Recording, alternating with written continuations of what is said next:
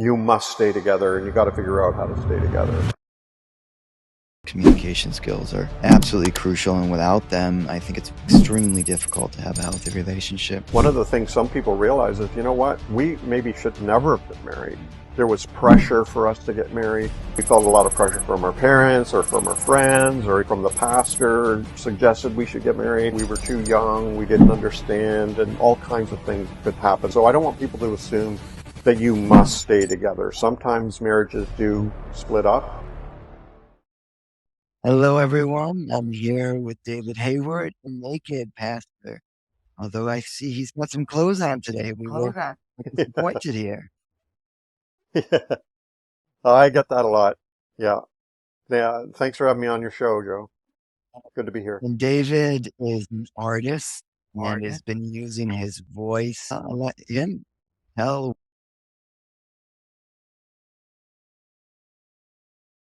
What are you using your voice Yeah. for? It feels pretty strong right now in the world. Yeah, I'm delighted by that. Maybe first of all I should explain why Naked Pastor. A lot of people are like, what does that mean? I bought the name Naked Pastor, the URL, many years ago because I was a pastor at the time of a local church, and there were a lot of pastor bloggers out there, and I wanted to be different. I wanted people to see behind the curtain what really goes on in the church and in the life of a pastor and all that thing. And it just took. Some people find the name offensive, but some people find it quirky and funny and memorable for sure.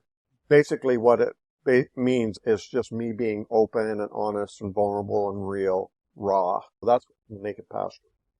In 2010, I left the ministry to do my work as Naked Pastor, cartooning and art and writing books, online community and all that kind of thing, full time. And yeah, that's what I've been doing ever since. I grew up in the church. I grew up in and around the church.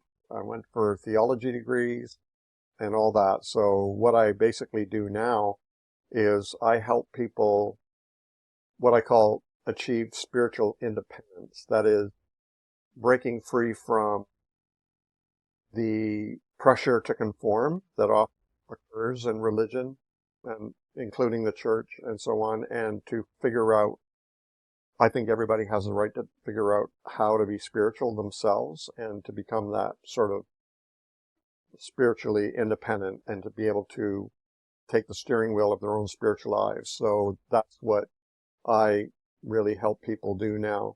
And, for some people it's easy. For some people it's very difficult. It means leaving or separating yourself from friends, family, a church, a religion, belief. It can be very traumatizing for some people. So that's what I help them do.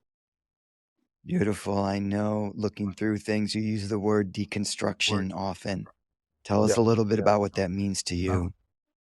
Yeah, so this is way back in 2008 or something. I was reading philosophy and Derrida, who coined the word deconstruction, and I co-opted it because the way he talked about it seemed to describe the way I was experiencing my own spirituality and beliefs and all that, where I was really questioning everything. So I started using the word to describe that process of questioning your beliefs, questioning where they came from, questioning their legitimacy, questioning orthodoxy, questioning our place in a religious community, everything.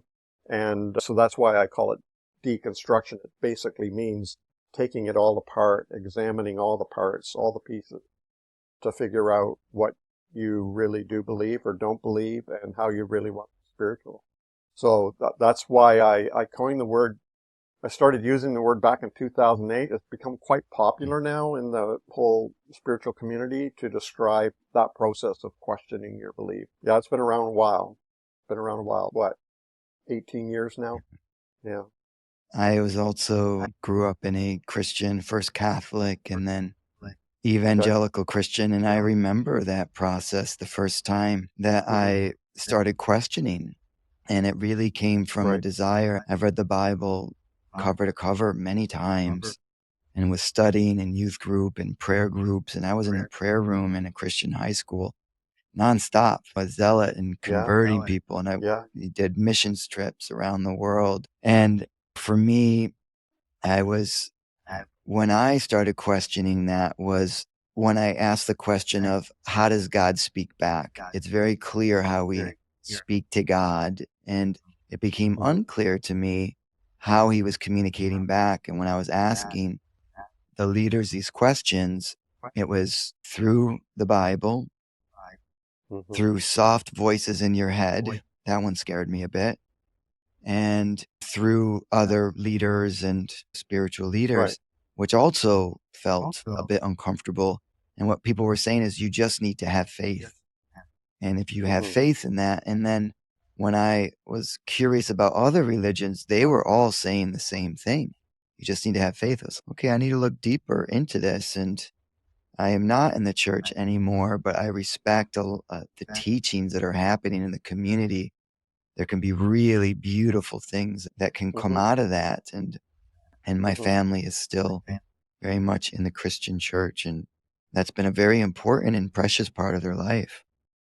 Yeah, and I feel exactly the same way. I think where my work conflicts a bit with, say, the church or whatever. I started blogging back when I was a pastor inside the church. Mm. I felt I was critiquing something I feel is very important and valuable. I think the church has a lot of value. I grew up in it. I wouldn't be where I am today without it. Like I always say, I wouldn't be who I am now unless I was who I was then. And it's all part of my story and it all folded into who I am. But my only contention is, can we please do community in a healthy manner? And one of those aspects, community, including church, is providing a safe space for people like you or me to ask questions without feeling we have to hide ourselves or leave. Those seem to be the only two choices.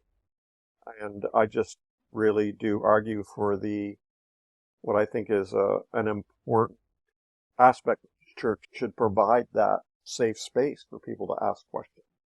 And unfortunately, as you may have discovered, and as I discovered, when you do, and what many people are discovering, when you do ask questions and it starts getting really uncomfortable, then you either have to shrink back or you realize you've got no place else to go except to leave. Unfortunately, that's what a lot of people are experiencing these days. Yeah. But I believe in the church. Like I think people should have the right to gather around common values. I see a lot of, and I've seen from the inside, a lot of things happening which I don't think is healthy for community. And so that's what I talk a lot about, is healthy community, providing safe spaces for people to ask questions. I criticize the abuse of power. I talk a lot about spiritual abuse, religious trauma, all this kind of thing, and inclusion, LGBTQ, reality, feminism, the place of women in the church, and so on. These are the kinds of things I talk about because I think the church and religions are here to stay, but let's do it in a healthy way. Let's show more love. A common theme I see you speaking about is just bringing the religious aspect back to love and caring for people and equality. I see a lot of, I perceive one of your core values is equality and love.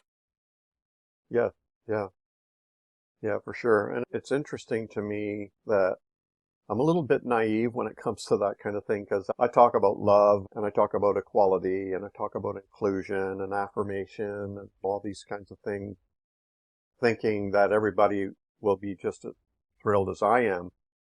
But unfortunately, there are a lot of gatekeepers who think that they know who should be in and who should be out and continue challenging those traditional standards that I think need to open. Good for you. Thank you for doing that. Thank you for encouraging people to think for themselves and also doing it not in a way of hate but just doing it with encouraging people for more love. I don't think that's anything that we can get enough of in the world. I totally agree. And during this process, you were a pastor. I'm assuming it's a Christian church. Yeah, yeah. Any particular denomination?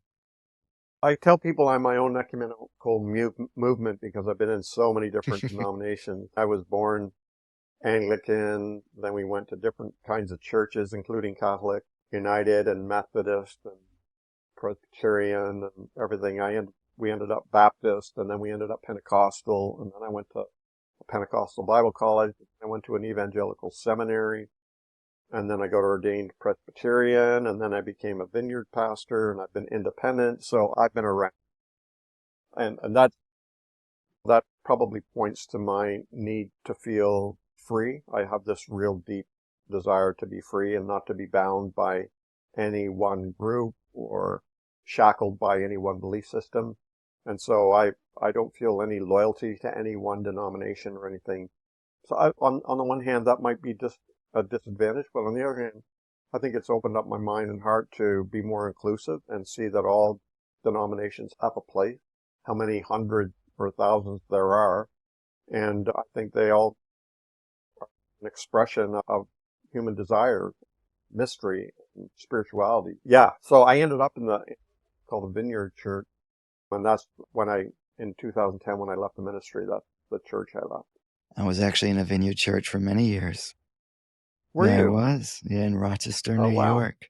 Wow. Some really beautiful people there. My pastor was a beautiful man. I have a lot of respect for him Perfect. to this day. Were you with your wife through this whole process of change and questioning? Yeah. Lisa and I met in college. We were both super young. She was 18. I was 20. We got married the next year. She was 18. I was 21. Wow. And we've been together ever since. We got married in 1980. So we've been together, married 43 years, and we were together a year before that. Yeah, we really grew up and we're in the ministry together and all that thing for so many years. But what happened to me was I was actually graduating from seminary with my master's in biblical studies.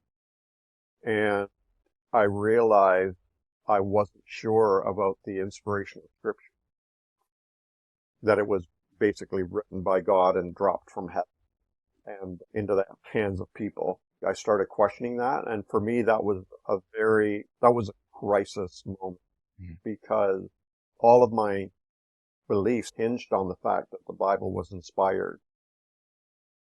And that's where my deconstruction actually began. I began to really question everything. I was still in the ministry for all those years. Finally, in 2009, I had this sort of an experience, like a flash of insight or whatever you want to call it, where I saw it was like a puzzle piece all came together, and I finally had peace of mind. That's another story, but I just had this profound peace of mind that I had never experienced before, and it's stuck with me. And that was a profound moment, but that's what actually led to me leaving the ministry a year later. Mm-hmm. And that's when Lisa and I really experienced some struggle and tension in our relationship, because up until that point, we'd been joined at the hip, basically, in church and in ministry, and basically on the same page spiritually. But when we left the church, it was like a perfect storm of chaos. Our kids had left home. They were all grown up. And leaving the church for me was leaving my job, my income, my sense of meaning and purpose, my vocation. We lost friends. Lisa decided to go to university and get her nursing degree, which she got. And we had to file for bankruptcy because we were so poor, so in debt from being in the industry all those years. And it was just really difficult. And over those next couple of years, Lisa and I had to figure out how to stay together. And it was a scary time. It felt like a couple of times it was over. And that was a really tough time. But you made it. You're on 44 years. And that's one of the reasons we made it. I really wanted to talk is it's interesting how we met. We just randomly were sitting next to each other on a plane for Build Week at Burning Man. And then later, many weeks later, when I posted, who do you know with a really beautiful golden relationship? Someone tagged you. And I said, oh my God, I was sitting next to David on the plane. We had a beautiful conversation. This is destiny. And I'm really interested specifically in the book I'm writing. One of the categories is your core values, your core beliefs, and rating and Mhm. checking to see with your partner. And some of the curiosity that I have is over time, your belief systems are constantly changing. And it's not just you had a very dramatic shift in life where your entire Yes. community, belief system, Mhm. income, friends system, it was a complete 180, really. And we found that this happens to most people multiple times in life. One of the questions I have is, what are the core values that you have in a partnership? How do you get through those when those change? What are some of the communication?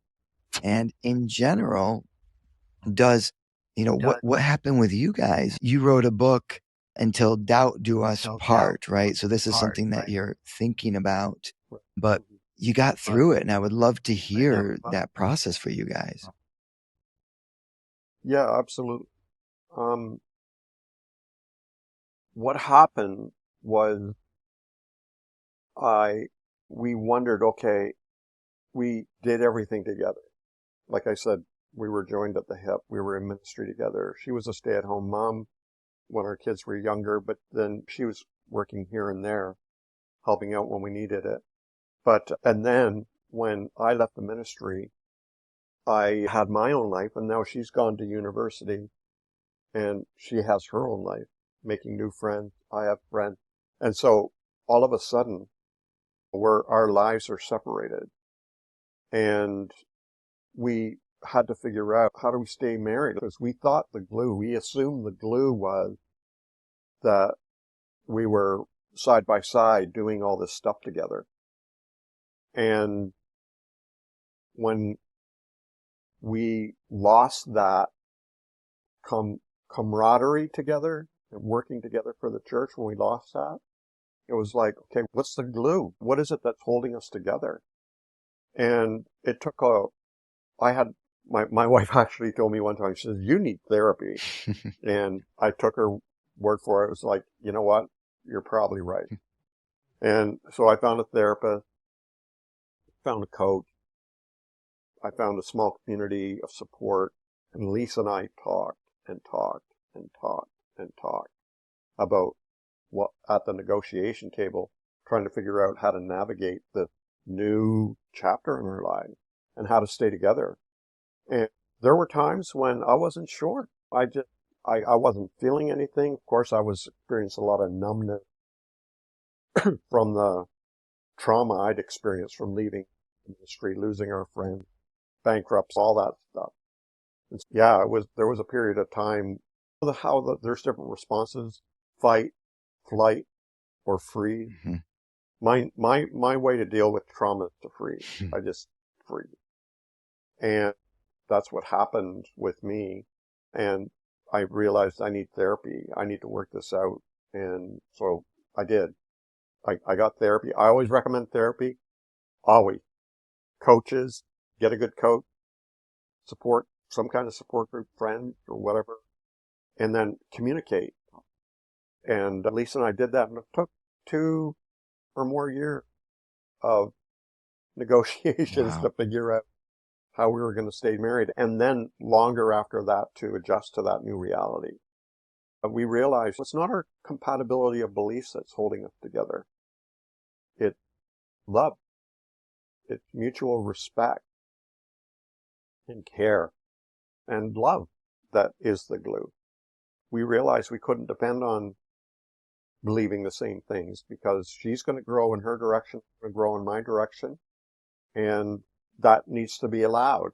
That needs to happen in order for me to grow as a person, in order for Lisa to grow as a person. And so that was a huge growth spurt for us to realize, okay, maybe we were a little bit entangled. Maybe there was some entanglement going on. And now we're realizing we need to be really healthy independently and then come together as a couple and figure out how to do that. And so I'm a firm believer in mixed marriages, like mixed belief or mixed faith marriages. It can be done. Because Lisa and I, even though we used to be on the same page spiritually, we went through a period where we weren't, and we figured out how to stay together and how to love each other and how to make that romance, keep that romance alive, even though we had gone in different directions in our spirituality. And now, I'd say we're more compatible now in our spirituality, but we're still very different. And we just have this mutual respect for one another because we love one another.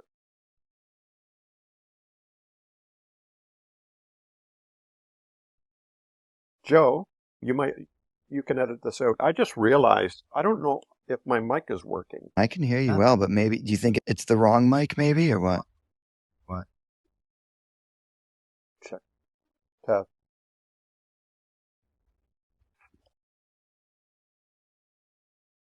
Test. Oh, wow. That just got Can you say something? Wow, that just got a lot louder. But Is that bad? we also have a big delay on it now.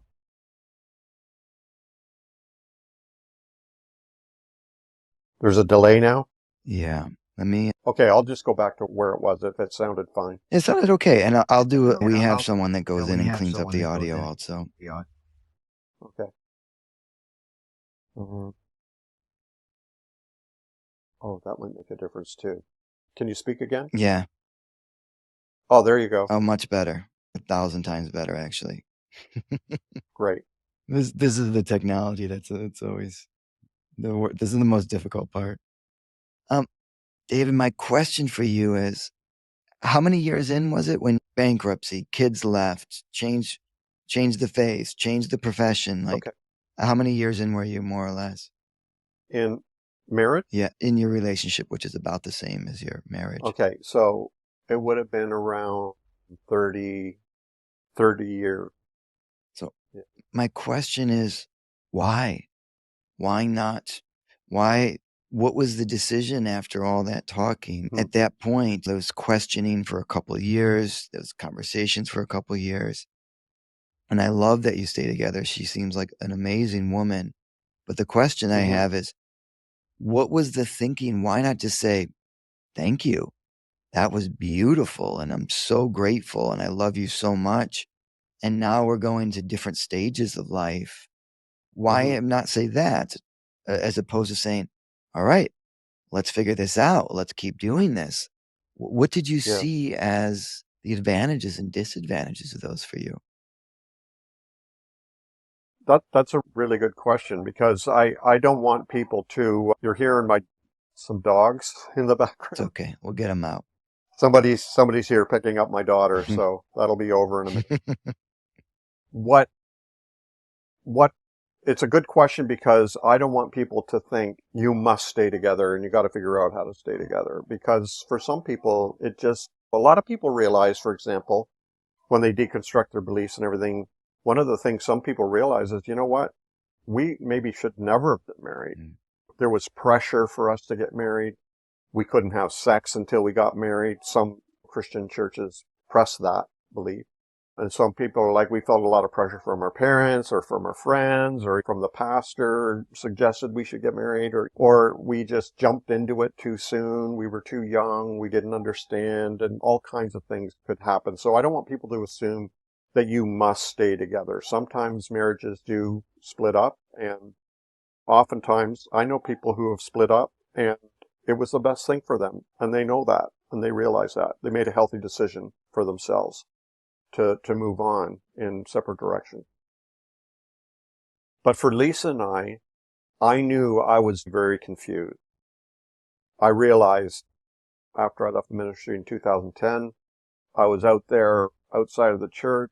I was realizing I felt like I was wondering if I was running away from all kinds of responsibility. Like I didn't want to feel trapped or nailed down or responsible for anything. And it was this urge to I left the ministry. We left the church. We left our friends. It was almost like this, almost careless wanting to run away from everything. And that's when Lisa said, you need therapy.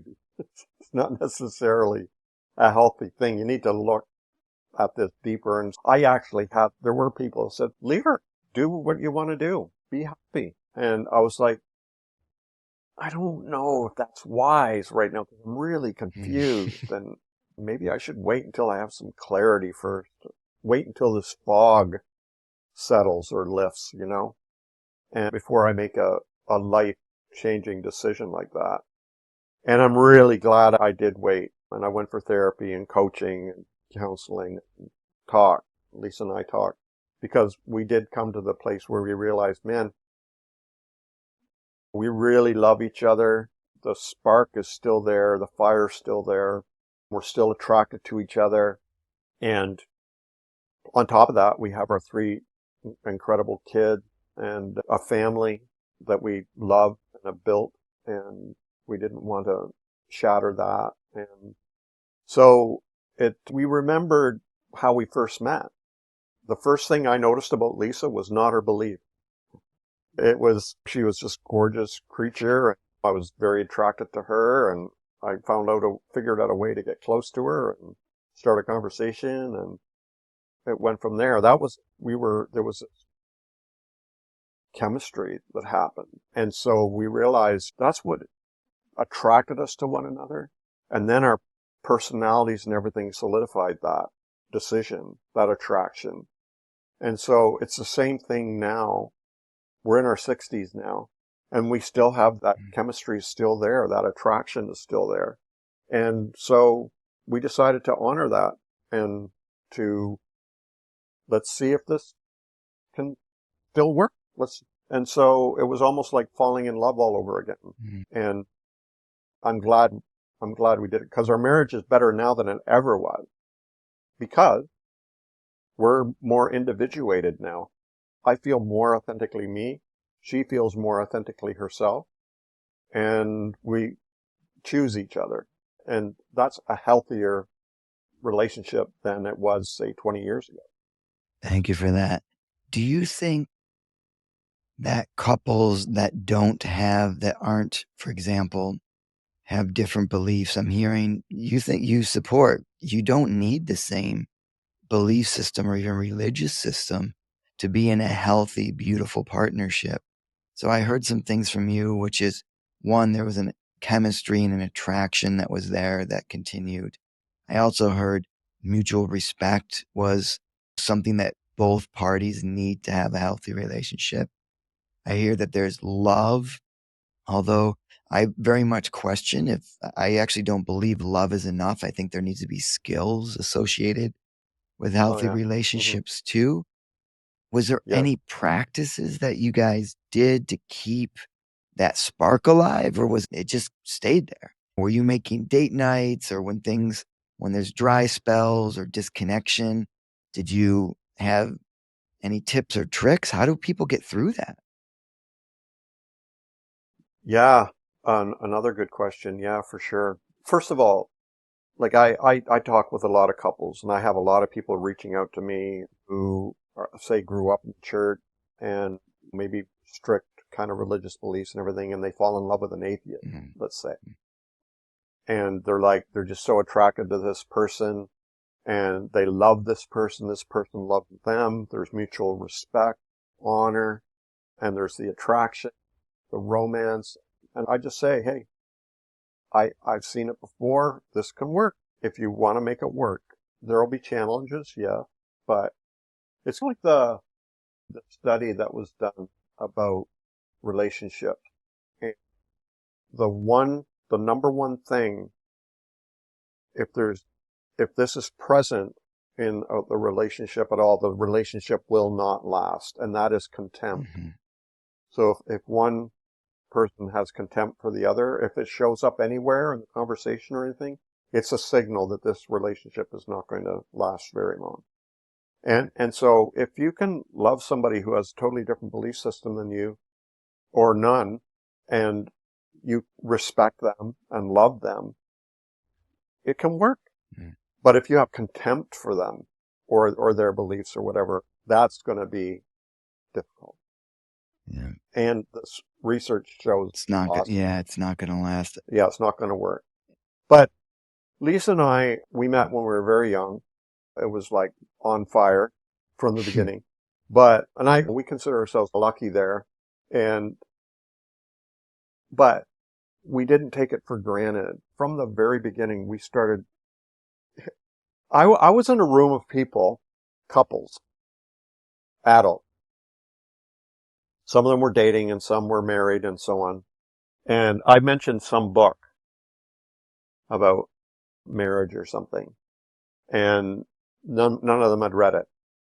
And I was like, have any of you read any books on marriage or relationship? No. Mm. Have any of you gone to like for marriage counseling or relationship counseling or no? Have you gone to an event like a marriage retreat or no? Zero work. But in terms of doing some research and reading and getting therapy, counseling, coaching, mentoring, even anything, none. And anyway, but Lisa and I were the opposite there because we just voraciously read any book on relationships we could. Even before we were married, we read a book on marriage and getting ready for what was coming up. So Lisa and I, we read the books. We went on couple of marriage encounter weekends that put on by the Roman Catholic Church. Actually, we had to get special permission to go because we weren't Catholic. And we've been to marriage counseling.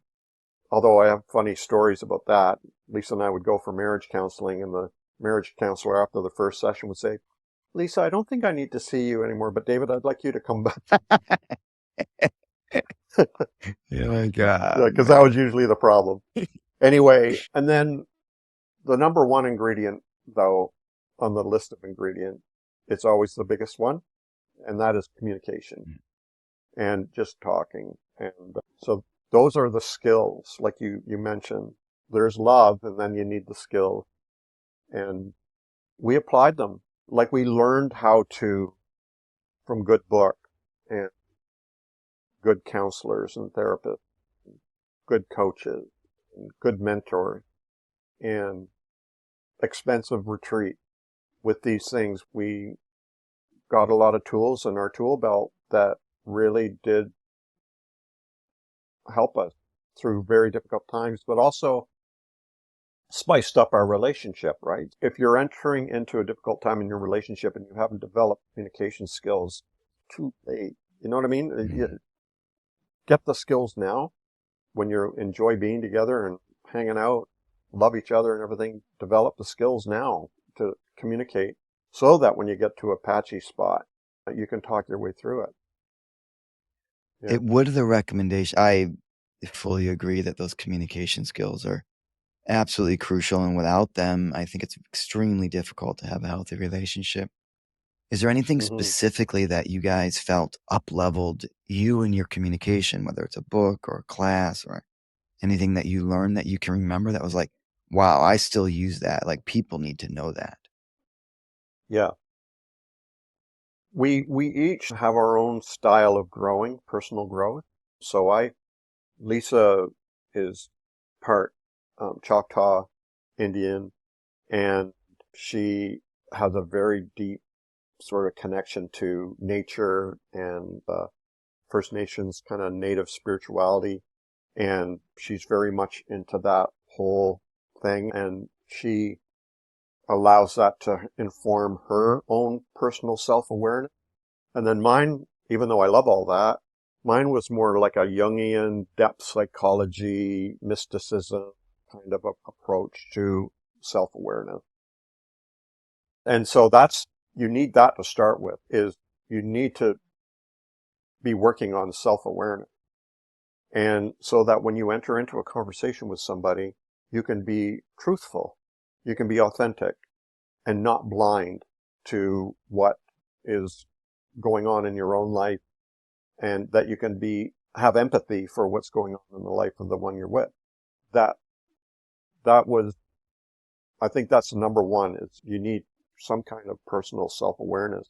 And then when you enter into the conversation is just being able to listen and without reacting, and just have an open heart, open mind, and listen and communicate in that kind of an honest way without fear. That is how Lisa and I do it. And it's a learned, like you say, a learned skill, Mm-hmm. and that develops over the years.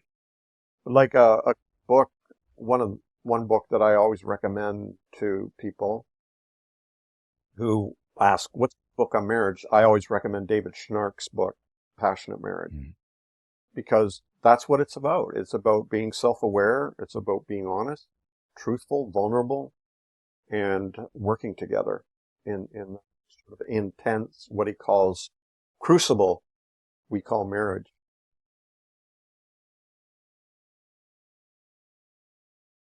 Or relationship.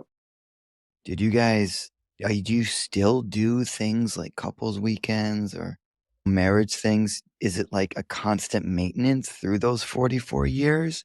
Or did you get the skills and now you can coast a bit? I'd say the first 10, 20 years of our marriage, we put a ton of reading and retreats, therapy, and conferences, all that kind of thing. We might take, but now still every once in a while we get any new books that are coming out on relationships. We watch things together. Like, for example, the marriage expert Perel. You know who I mean? Esther The French, Perel or Esther yeah, Perel. Yeah, yeah. Esther. And just really expanding our knowledge and our depth and learning more about what it means to be in a relationship, sexuality. Just in the past year or two, we've opened up our minds to the whole tantric spirituality and what that means. And because when I was growing up in the church, Tantra was demonic. Mm-hmm. For your listeners out there, Joe's kind of shaking his head as well, that anything Eastern was suspicious. But especially Tantric stuff was Well, it was about demonic sex, and whatever. or one aspect is about sex, and it's commonly talked to about sex, even though Tantra Right, is not actually the majority. The very only small portion is about the sexuality, but it's the most right. interesting thing to look at and talk about for sure. Yeah, so we bought some books on tantric sex, but what we're learning is all it is being present, Yeah. being here now. So being present in your body, being present with the one you love, not being distracted or somewhere else or whatever. It's just being here now. It's a very simple spirituality, but it works in sex as well. Things like that. So we're always learning. It's an adventure for us. And then, excuse me, another aspect too is doing things that are stretch us a little bit or a little outside of our experience or comfort zone. So like this year, like you already said, like you and I met on a plane on our way to Burning Man. Like that for us was a huge adventure. And we did it with our 3 kids and their significant others. And that really added a lot to our marriage. And it was exciting. It was an adventure. It was stretched us. Mm-hmm. And we had a lot of fun. And we built a lot of memories that just enrich our relationship together, not only with ourselves, but with our kids too, as a family. So that was really cool. Do you have any frameworks to do things like that together? Some couples will say, okay, once a week, every 2 weeks, we're going to have date night. A friend of mine is a relationship coach, and I forget the acronym she used, but it was something to the effect of do something that's new, exciting, or something of the sort that it's expanding essentially and creates Yeah. memories and keeps you unstuck and experiencing together.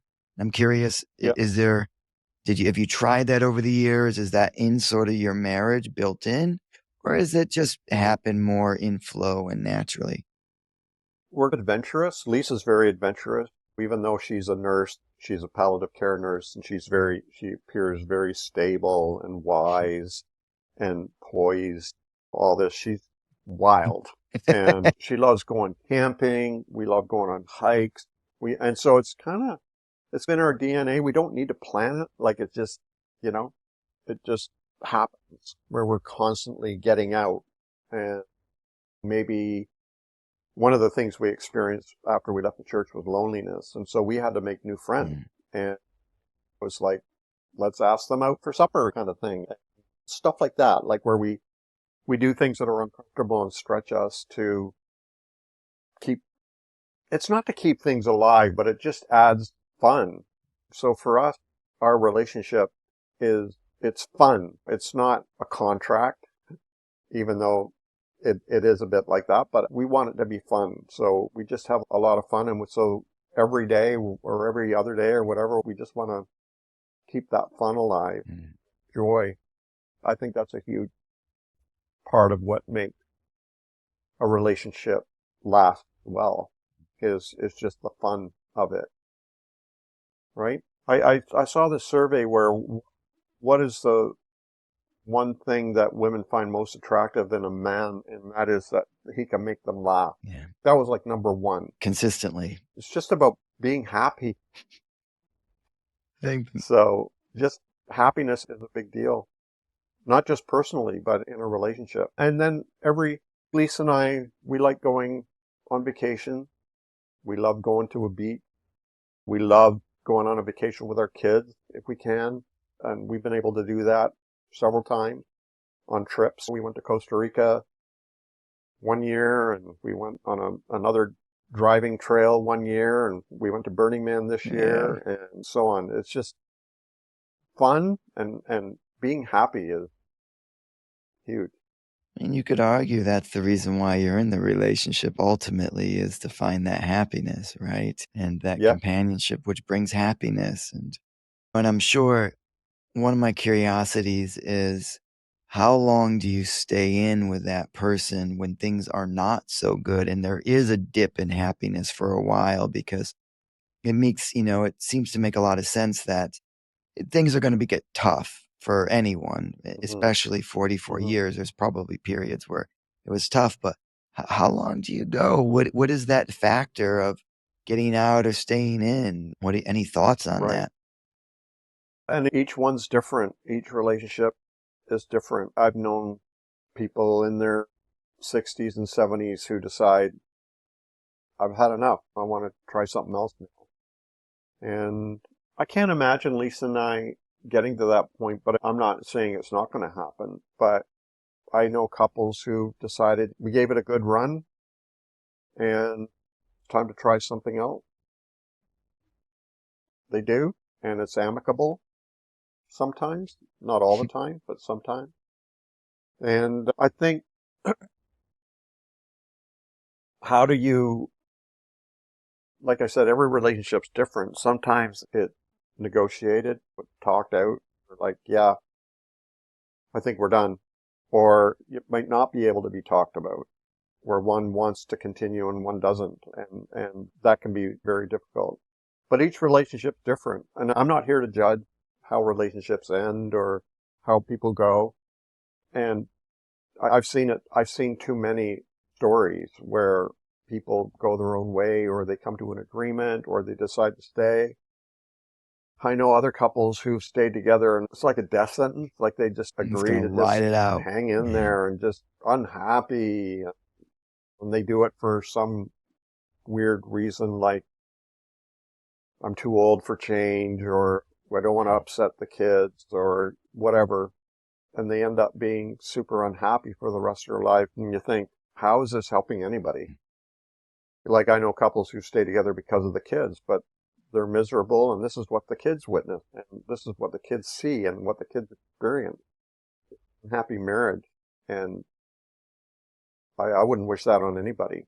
Every relationship's different, and yeah, I don't know what kind of advice to give when the one advice I could give is that you just need to be honest. Yeah. And like I was there 13 years ago, whatever that was, and say, right now I'm feeling like I want to run, but I'm also very confused. And so I'm going to wait a little longer until I get some clarity, and then I'll make a decision. I'm glad I did wait. So maybe some advice is, make sure you're in a place to be making good decisions, and then checking in also with the happiness levels for that. Yeah. I think that seems good advice. Have you guys always been in a monogamous framework for your relationship? Yes. Yes, we've always been monogamous, and we're monogamous. We have friends and family even who are polyamorous. We personally don't think that way or feel that way, but we know people we love and respect who do. And that, I see that as a valid choice.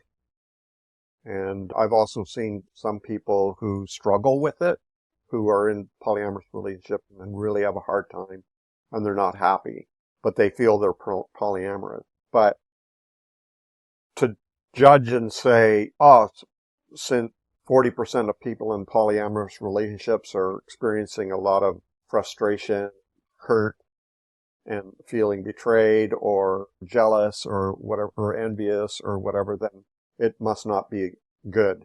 You could say the same thing about For monogamous sure. relationships where half of them end up divorced, right? It's more than that now, Um, sadly. more than that Yeah. now, yeah. Yeah. Yeah, it's curiosity. There's a couple people I've interviewed that have had non-traditional relationships, and there was one in particular that was, I think, about 30 years, and they had gone in and out, but mostly, and I wouldn't call them polyamorous in the way they weren't having different girlfriends and boyfriends, etc. But there was a little bit of openness there for a long time, and it was Hmm. really interesting to hear some of that. And I've tried that for many years and I destroyed it and destroyed many great relationships trying to practice some of that. But I also learned a lot in a lot of it. I don't think I'm there anymore and desire that, but I'm curious, 44 years. And what I'm hearing from you is, no, that's what's felt right for us was just each other. But there's a respect for those that are doing it differently. Yeah. Yep. And it's an interesting, and like Esther Pearl, for example, she writes a lot about it. Sex in Captivity, I think, is Yeah, one of mating in captivity. her books that talks a lot about that kind of thing. And I really thank her for helping me to open my mind and my heart to they're not necessarily new realities, Right. but new to me. And yeah, so I think she's an important voice right now. Yeah, she's doing. The first time I met her, I was a little starstruck. Where it's at an event. You met her, did you? It was a few of us for a Yeah, wow. weekend, and it's so funny because if it would have been when I met Rihanna, I didn't even recognize her. But Esther Perel, I was a little because I respect a lot of that work that she's doing. Yeah, Dave, is there yeah. anything that we haven't talked about that you feel is really crucial for people to know if they want to go the long run with somebody? What what I talk a lot about is loving somebody who's different than you are. And I think it's totally possible. Lisa and I fell in love. We were quite different then. We're even more different now. And it's because I think love, I'm talking romantic love like that. Love is love. In my Mm. opinion, love is love. Love is like the air we breathe, the universe, where it's not a sentimental, an emotion thing. Love is just a reality. So I'm talking about romantic love, where I think when it grows and matures, it appreciates diversity and difference and complexity. And so Lisa and I have seen that over the years where, but that gives me the space and the freedom to become who I am. And it's the same for Lisa. It gives her the space and freedom to become who she is. And I think that's what love ought to do, is provide that space and freedom for our partners to become who they really are. And that's for us to stand back and watch and wonder as somebody grows in front of us and develops. And I think that's a beautiful thing. And sometimes it means growing apart, but sometimes it means growing deeper together too. And both are fine. And Lisa and I just happen to be growing together. And that's what we want. And I think it's entirely possible as we continue to grow together. I have an analogy that I like to use when somebody says, I wanted to grow and my partner dug his heels in or whatever, and we ended up splitting up and they're feeling bad because they changed and they feel that ended the relationship or destroyed the relationship because they changed. Of course, I use the elastic band thing where we're attached by an elastic band and there's all this stretching going on. But if one of the people just nails themselves down and this other person is on the other end of the elastic band stretching here, stretching there, and then they continue growing to the point where the elastic band breaks, who broke the elastic band? Mm. Not the person stretching and growing. It's the person who refused to move. And that's what David Schnark talks about in his book, Passionate Marriage, is when somebody in a relationship changes, forces the other person to change. It's about compromise. Because if that other person doesn't change, then that's what's going to break the relationship. So it's like a dance. As Lisa changes, I need to adjust. As I change, Lisa needs to adjust. And it's like this dance together as we grow together. And it doesn't mean, even though Lisa and I have been together 43 years, married together 43 years, it doesn't mean it hasn't been difficult. And we've tripped over each other and stumbled and resisted and all that. But over time, you learn how to compromise, adjust, and make room and grow together. I think that's what makes for a long-term relationship, a healthy one. I love hearing that.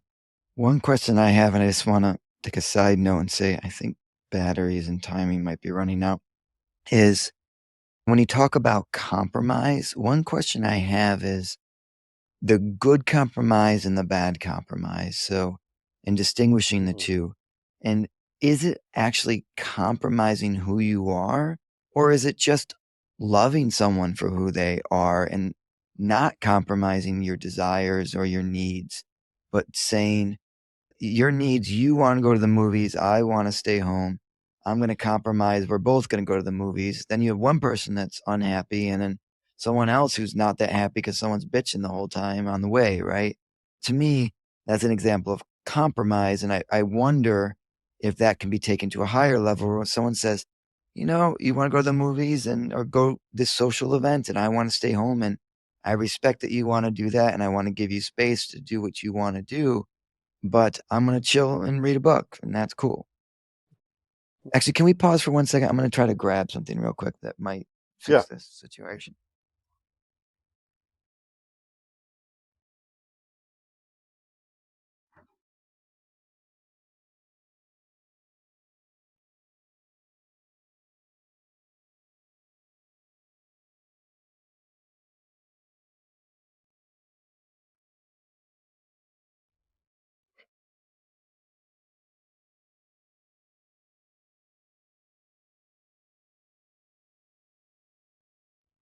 Okay.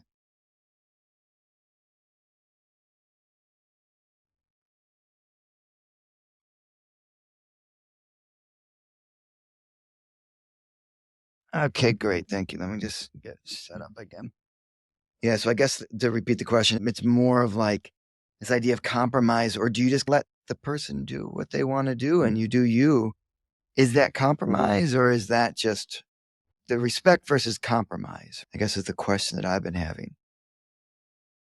Yeah, so when I say compromise, I don't mean somebody is having to kill a part of themselves or deny a part of themselves or whatever. What I mean is negotiate, where you negotiate through a dispute or a disagreement or a different or whatever. And yeah, I don't mean by compromise where you have to kill a part of yourself or deny it or whatever. So I think a better word might be negotiate, where you negotiate through. Again, the dance analogy is somebody leads and the other kind of follows, and then the other person leads and the person follows. Like it's that kind of a dance. And together it makes something beautiful, but it's that negotiating every step of the way. And not so much the having to kill a part of your personality. Yeah. So the example you gave where, okay, I'll go and you stay home and read a book. That is a compromise. That's an agreement. That's a negotiation that's been settled and everybody's happy.